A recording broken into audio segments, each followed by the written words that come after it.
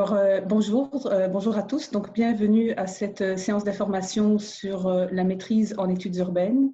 Donc, je me présente, je m'appelle Priscilla Anagnan, je suis professeure-chercheur au département d'études urbaines et touristiques et directrice de la maîtrise et du doctorat en études urbaines. Donc, l'objectif de cette séance d'information, donc, comme vous le savez, donc, vous avez encore un peu de temps pour vous inscrire. Donc, on a fait une prolongation jusqu'au 1er juin. Et donc, l'idée, c'est de vous montrer un petit peu c'est quoi la maîtrise en études urbaines, qu'est-ce que ça comprend globalement, qu'est-ce que ça ne comprend pas, donc certaines confusions aussi qu'on peut avoir avec d'autres types de formations. Et donc, ce que je vous propose de faire, c'est de parler peut-être un 15 minutes, en fait, pour vous présenter globalement quelques éléments du programme et ensuite avoir une période vraiment d'échange plus informel, donc de questions-réponses, de choses, en fait, que vous souhaiteriez, en fait, avoir comme précision. Alors, comme vous voyez, donc, il y a deux codes programmes. Donc, vous voyez donc 3854 et 3855. Donc, il y a dans la maîtrise, en fait, deux profils. Donc, je reviendrai avec plus de détails par la suite. Mais d'emblée, donc, vous dire que la maîtrise en études urbaines s'offre avec un profil mémoire ou bien un profil stage. J'aurai l'occasion de vous préciser les différences plus concrètes en termes de cheminement. Quand on dit études urbaines, c'est pas évident que ça soit clair en fait pour tout le monde. En fait, c'est quoi les études urbaines?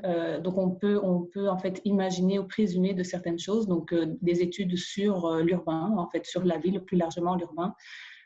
Mais ce n'est pas en fait si évident que ça, parce que déjà quand on veut définir c'est quoi la ville, c'est la ville administrative. Donc, quand on parle de la ville, est-ce que c'est la ville de Montréal? Donc, il y a la ville administrative composée de ces 19 arrondissements. Est-ce que c'est la ville en termes d'urbanisation? Donc, là, on peut parler plutôt, si on parle de Montréal, plutôt de la métropole, en fait. Donc, vraiment l'extension de l'urbanisation sur la rive sud et la rive nord.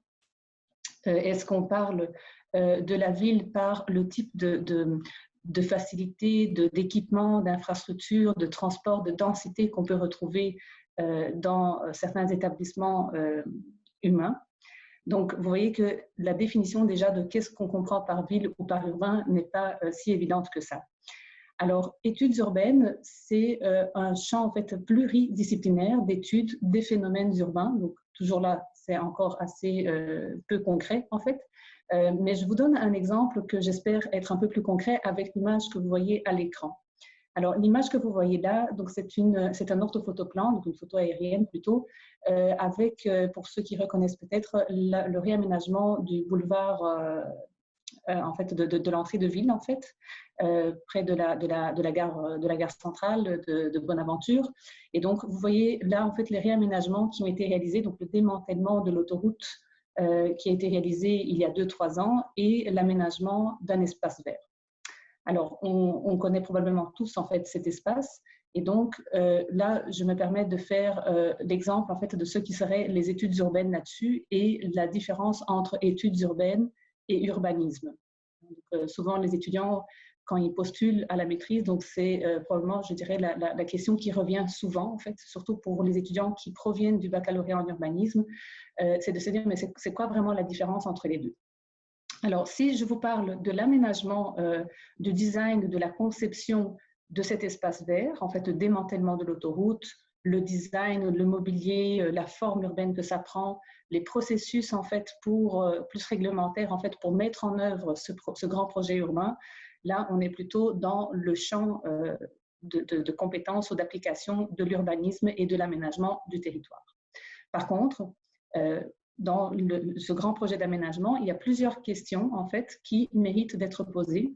Donc, avec un grand projet comme la sorte, il y a certainement des questions de processus de planification urbaine. Donc, quels sont les processus? Quels sont les enjeux de gouvernance de projet? Quels sont les enjeux, en fait, les effets plutôt, que ce projet va avoir sur les communautés environnantes, que ce soit les gens qui vont venir de la métropole et qui vont juste, en fait, passer par cette artère. Donc, ils vont vraiment regarder cet espace plutôt comme étant une entrée de ville, donc un élément peut-être de branding territorial, de marketing territorial.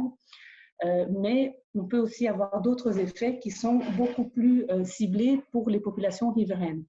Donc, éventuellement, donc ici, dans ce cas-ci, en fait, un équipement qui peut être une aménité urbaine, donc qui peut être utilisée par les riverains. Donc, vous savez qu'il y a quand même des résidences tout au long de ce boulevard. Donc, je parle ici de la cité du multimédia où il y a plusieurs condos.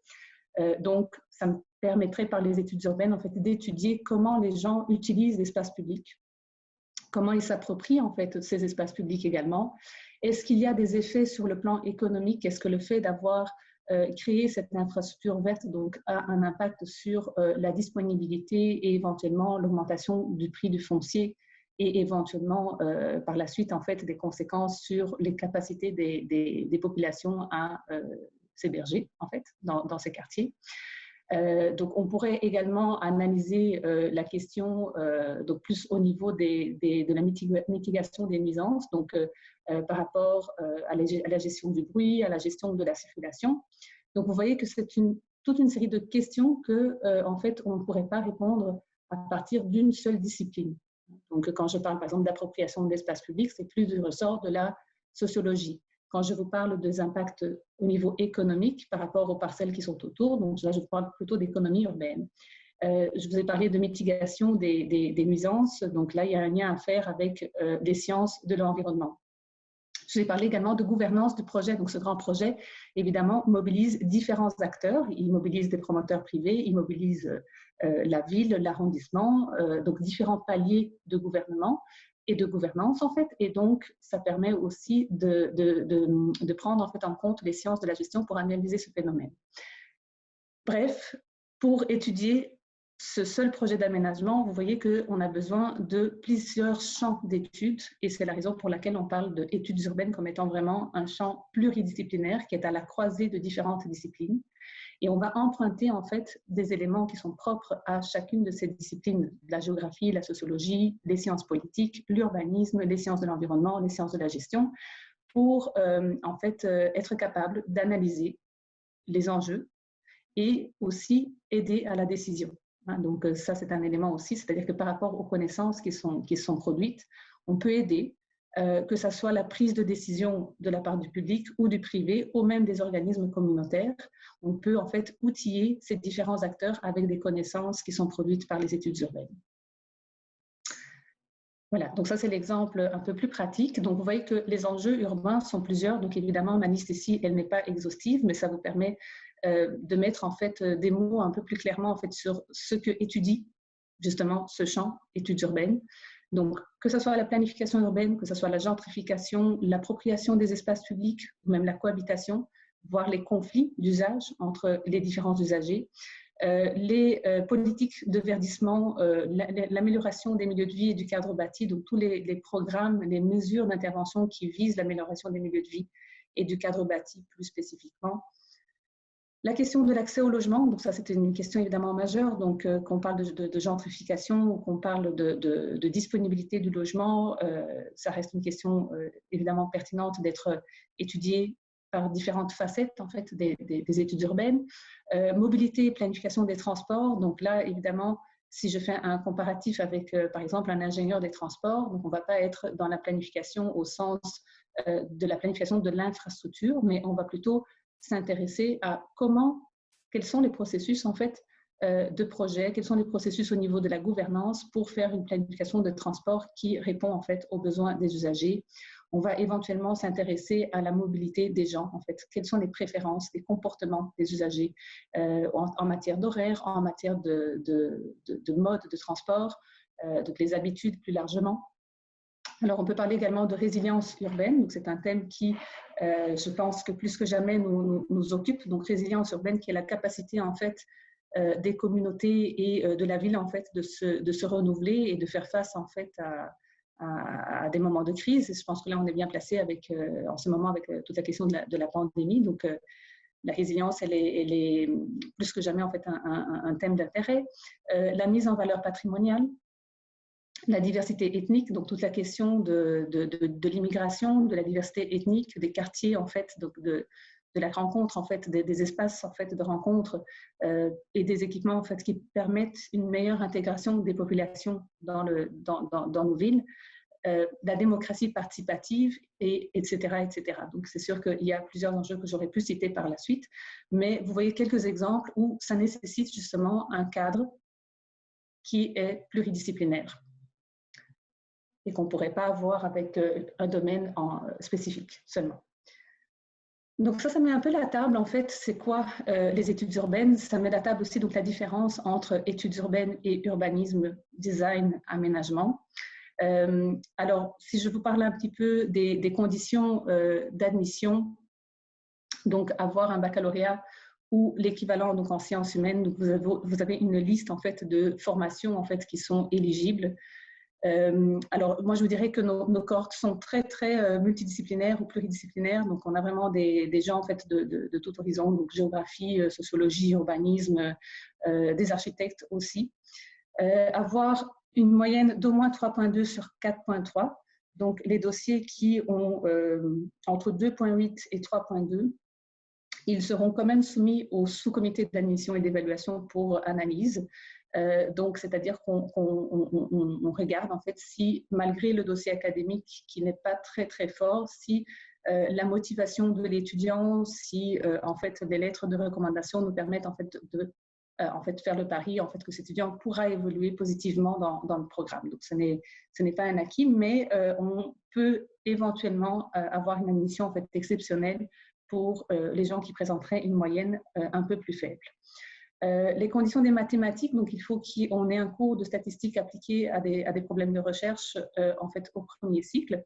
Et si jamais ce n'est pas le cas pour votre formation, il y a toujours moyen de recommander un cours d'appoint, ou plutôt imposer un cours d'appoint lors de la première année pour en fait être à niveau. La condition du français, donc connaissance suffisante de la langue française, donc on se trouve dans un programme francophone, dans une université francophone, et donc il est important qu'il y ait une compétence en fait pour les étudiants étrangers, surtout en fait de parler et d'écrire, tout en faisant la parenthèse en fait que des fois en fait c'est pas la langue, en fait le français n'est pas la langue première, pas la langue maternelle, et donc il y a toujours moyen d'écrire son mémoire en fait en anglais. Donc si en fait c'est pas la langue maternelle. Par contre les cours, donc le cheminement, donc la scolarité, elle est faite en français. Donc vous devez en fait être capable de pouvoir parler et écrire en français. Condition de l'anglais, donc la compréhension de l'anglais écrit est également exigée parce qu'à la maîtrise, on travaille évidemment avec beaucoup de lectures, beaucoup de séminaires aussi, des séminaires thématiques où il y a des discussions sur base de ces lectures. Et la revue des littératures, donc comme vous savez, donc elle est souvent en français et anglais.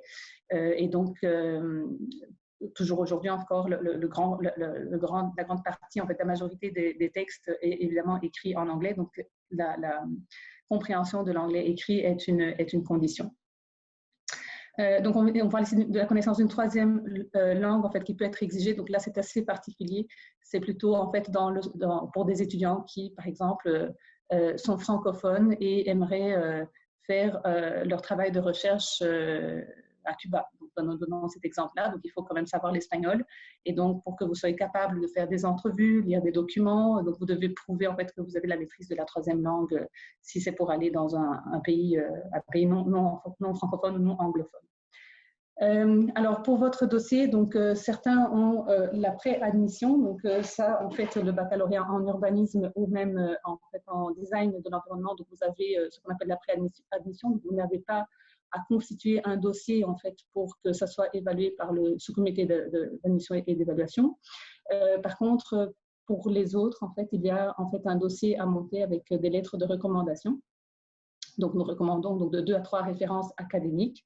Des fois, vous avez un parcours, par exemple, vous avez travaillé dans le domaine ou vous avez fait une expérience avec une OBNL et donc vous pouvez toujours, parmi les 3 lettres, avoir une des lettres qui vient du milieu.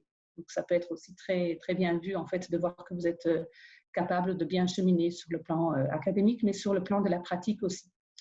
Et un texte de 3 à 5 pages vraiment maximum, donc où il faut indiquer les motivations et les intérêts de recherche. Donc, ce texte raconte un petit peu le pourquoi que vous avez choisi ce programme. Donc, on aimerait en fait, d'une part, comprendre les motivations qui vous ont mené à choisir ce programme, sentir également en fait quels sont les intérêts de recherche que vous avez. Donc, parmi tous les enjeux que je vous ai cités, vous avez certainement par intuition, je dirais, donc certaines mais certaines motivations, vous avez certains intérêts particuliers, et cela nous permettra en fait de mieux faire le matching en fait entre votre profil et un professeur qui pourra éventuellement vous accompagner dans votre démarche.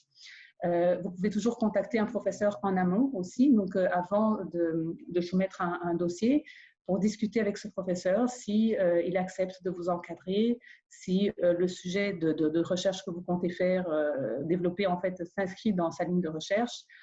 Pour certains aussi, donc il y a toujours la possibilité de vous engager éventuellement comme assistante de recherche. Donc, plusieurs des professeurs, en fait, ont des projets subventionnés. Et donc, des fois, il y a des possibilités d'avoir un sujet qui serait de votre intérêt et qui permettrait, en fait, d'intégrer une équipe de recherche. Donc, ce n'est pas obligatoire, donc c'est facultatif, mais vous pouvez, en fait, prendre contact avant avec des professeurs de votre choix.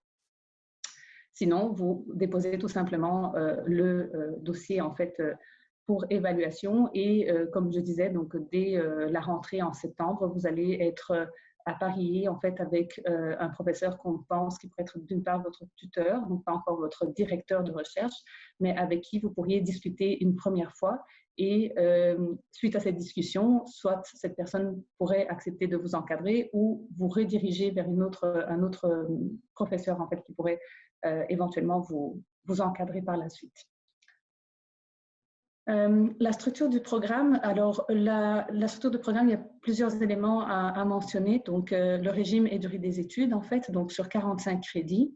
Donc, il y a la possibilité de s'inscrire à temps complet ou à temps partiel. Donc, temps complet, on parle ici de 2 ans avec une année de prolongation possible, alors que le temps partiel, on parle de 4 ans avec une année de prolongation possible également. Donc, temps partiel, c'est surtout en fonction en fait de vos obligations éventuellement professionnelles, si vous avez déjà un emploi dans le milieu, ou vos obligations, je dirais, familiales, personnelles. Ça se peut que ça soit en fait une possibilité, une option que vous souhaitez en fait privilégier.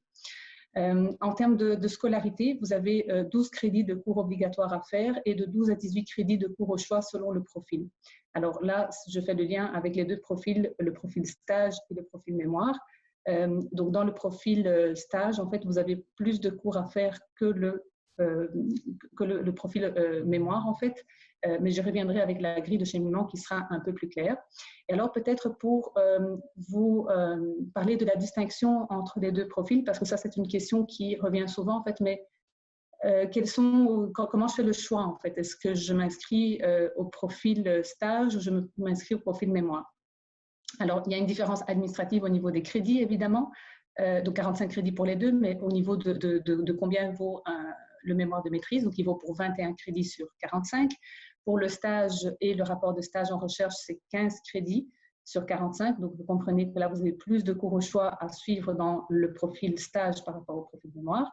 Ça, c'est une première différence. Évidemment, il y a la réalisation d'un stage en milieu professionnel. Donc là, c'est de votre responsabilité de trouver un stage dans le milieu, en fait, avec un mandat qui soit compatible avec ce qu'on étudie en études urbaines, avec évidemment l'accord et la bénédiction, je dirais, de votre professeur, en fait, qui vous encadre à l'université. Et donc, du coup, la différence du stage, en fait, donc c'est un stage qui va faire 450 heures que vous allez faire à un moment donné, donc en été, dans cette institution, qui peut être très varié. En fait, ça peut être une OBNL, ça peut être un organisme public à différentes échelles, ça peut être aussi en fait une entreprise privée, donc ça peut être assez large en fait comme spectre. Et peut-être vous dire aussi que la différence, si je vous parle plus du contenu académique, c'est que le mémoire, donc la démarche par le mémoire, en fait quand vous allez faire votre scolarité, à un moment donné, vous allez commencer à travailler sur le sujet de votre mémoire ou de votre stage, donc votre sujet d'intérêt. Et donc, le mémoire, normalement, c'est un sujet qu'on dégage à partir de vos intérêts personnels, mais à partir de la revue de littérature. Donc, on regarde un problème, donc une problématique, et on regarde en fait qu'est-ce qui a déjà été écrit sur le sujet. Et à partir de là, on identifie un élément qui a peut-être moins été étudié, et on se dit, mais voilà, donc je vais essayer de compléter, donc apporter une petite brique, en fait, ou une petite pierre, en fait, à l'édifice, en développant ce sujet de mémoire. Au niveau du stage, c'est aussi une démarche de recherche. Donc, ce n'est pas un stage professionnel. Donc, ça, c'est important de le dire. Par contre, la différence, c'est que quand on parle de la recherche pour le stage, c'est une recherche qui est qualifiée de appliquée. Donc, c'est une recherche qui s'inscrit dans les besoins d'un acteur du milieu. Donc, c'est-à-dire qu'on identifie un acteur, donc un organisme, une institution, une entreprise avec qui on souhaiterait travailler. Et ensemble, donc le professeur, vous et le superviseur de stage, on regarde en fait ensemble un sujet, une thématique qui serait utile pour cet organisme, cette institution, cette entreprise.